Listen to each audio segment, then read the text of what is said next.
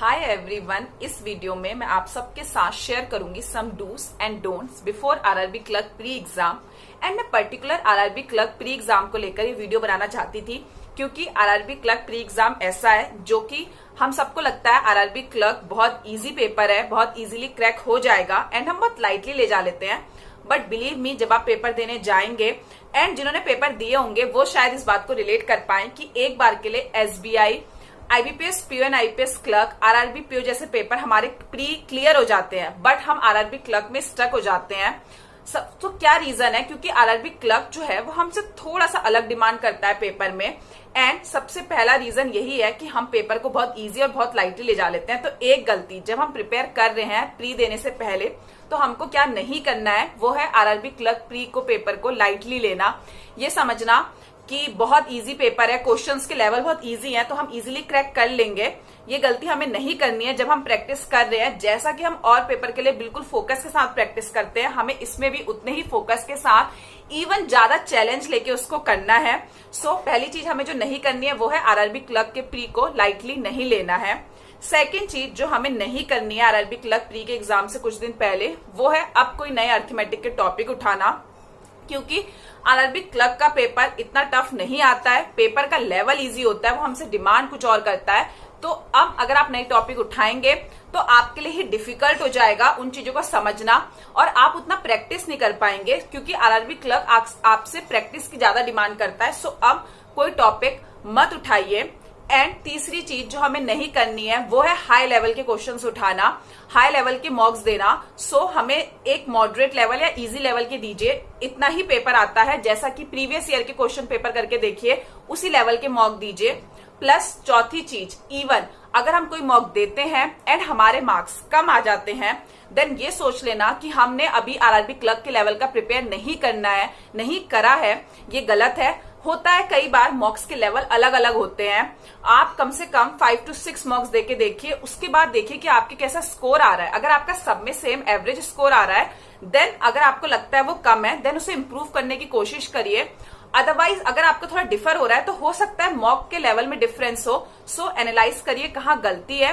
But ये सोच लेना कि मेरे मार्क्स कम आ रहे हैं मॉक्स में, इस वजह से मेरा आरआरबी क्लर्क क्लियर नहीं हो पाएगा, गलत है। कई बार ऐसे कईयों के साथ होता है कि मॉक्स का लेवल टफ होता है, पेपर का लेवल इजी होता है। एंड मैं खुद उस कैटेगरी में आती हूँ जहां पे मेरे मॉक्स में बहुत ज्यादा मार्क्स कभी नहीं आए हैं, बट मेरे हमेशा मॉक्स से ज्यादा मार्क्स आते थे पेपर में। सो ऐसा भी होता है। तो मॉक्स से अपने आप को डिफाइन मत करिए कि अगर मॉक्स में अच्छे नहीं आ रहे तो आप नहीं कर पाएंगे। सो आप ये 4 चीजें मैंने बताई, ये आप आरआरबी क्लर्क प्री से पहले मत करिए। देन अपने आप जब आप पेपर दे रहे हैं, मॉक्स दे रहे हैं, देन जब आप ये चीज नहीं सोच रहे, इससे आपका कॉन्फिडेंस बढ़ेगा। अदरवाइज आप अपना कॉन्फिडेंस खुद ही लो करते हैं। एंड आरआरबी क्लर्क में या कोई भी पेपर में आपको अपना कॉन्फिडेंस लो करके नहीं जाना है। एंड अब बात करते हैं कि हमें क्या क्या चीजें करनी है आरआरबी क्लर्क से पहले। सबसे पहली चीज जो आपको आरआरबी क्लर्क से पहले करनी है वो है प्रैक्टिस। जितनी ज्यादा आप प्रैक्टिस कर सकते हैं उतनी प्रैक्टिस कीजिए। जो भी आपने पढ़ रखा है उन क्वेश्चंस की प्रैक्टिस कीजिए।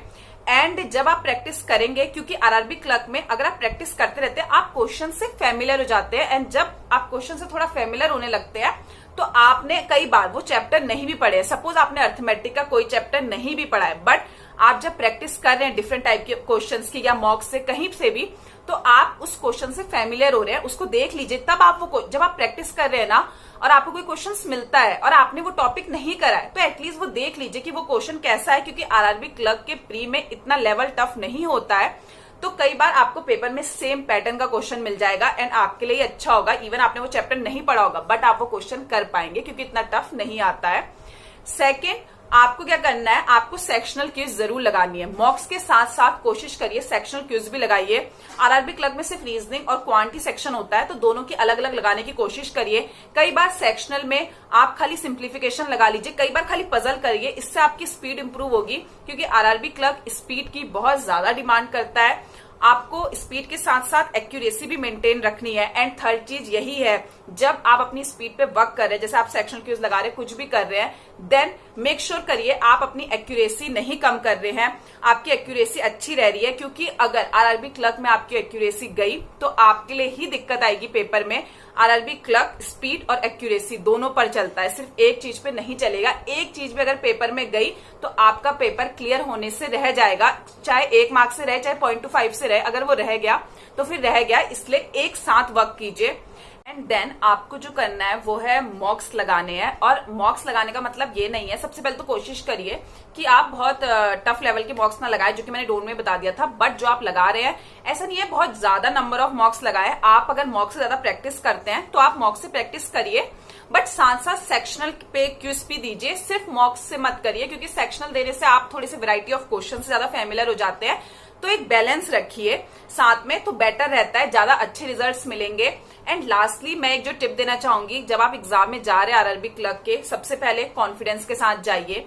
माइंड में पहले से कुछ भी मत लेके जाइए कि क्या कट ऑफ रहेगी, कुछ भी रहेगी।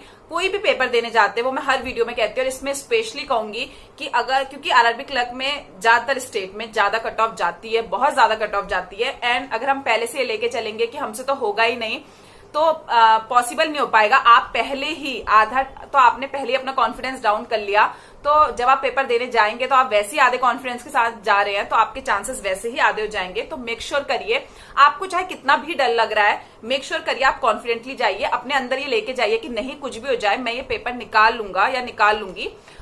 इस माइंडसेट के साथ जाइएगा। प्लस अगर आप आरआरबी क्लर्क में स्टक होते हैं पेपर देते टाइम, तो रुकेगा मत, देखिएगा नहीं हो रहा है, आगे बढ़िए और क्वेश्चंस करिए। क्योंकि हम आरआरबी क्लर्क में क्या सोचते हैं, मैंने भी 2019 में जब पेपर दिया था, जब मेरा नहीं निकल पाया था, मैंने यही मिस्टेक करी थी।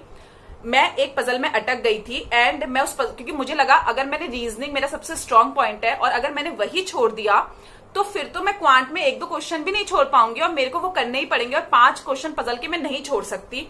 एंड मैं वो करती रही। शायद 2019 में अगर किसी ने पेपर दिया होगा तो एक शिफ्ट थी जिसमें थोड़ी सी पजल में प्रॉब्लम आ गई थी, बहुत लोग को दिक्कत आई थी कि शायद पजल गलत आई है, ये आई है। अगर मैं छोड़ देती तो शायद नॉर्मलाइजेशन में मुझे वो मार्क्स मिल जाते, बट मैंने ऑलरेडी अपना टाइम इतना वेस्ट कर दिया था। बल्कि उसके बाद भी मैंने अराउंड 10 मिनट्स अपने उस पजल में वेस्ट किए होंगे, तब भी मैं 70 अटेम्प्ट कर पाई थी। अगर मैं नहीं करती तो मैं ज्यादा अटेम्प्ट कर देती और शायद मेरा क्लियर हो जाता उसी साल। बट मिस्टेक करी क्योंकि मैं स्टक हो गई। आप ये गलती मत करिएगा, वहां पे ये मत सोचिएगा इवन आपने कितनी प्रैक्टिस कर रखी है, आपका कितना कोई भी सब्जेक्ट स्ट्रांग पॉइंट है, ये चीज माइंडसेट से निकाल दीजिए। नहीं हो रहा है आगे बढ़िए, लास्ट में आके आप उसे कर लीजिए। पहले पूरा पेपर सॉल्व कर लीजिए, लास्ट में आके आपको जितना टाइम देना है उसको दीजिए, बट पहले पूरे पेपर भी दीजिए। अगर कोई भी गलती होती है या कोई मिस्टेक होती है तो एटलीस्ट नॉर्मलाइजेशन में तो मिलेगा। अगर हो सकता है वो पजल थोड़ी सी टफ हो, शायद ना हो रही हो, नॉर्मलाइजेशन में मार्क्स मिल जाएंगे आपको। बट अगर आप स्टक हो जाएंगे और इजी क्वेश्चन छोड़ देंगे तो आपके ही चांसेस कम हो जाएंगे। तो ये मिस्टेक मत करिएगा, बाकी पूरे कॉन्फिडेंस के साथ जाइएगा। एंड ऑब्वियस सी बात है, कॉन्सेप्ट, स्पीड, एक्यूरेसी मेंटेन करके चलिएगा। आई होप आपको ये वीडियो यूजफुल लगी हो। And till then bye bye.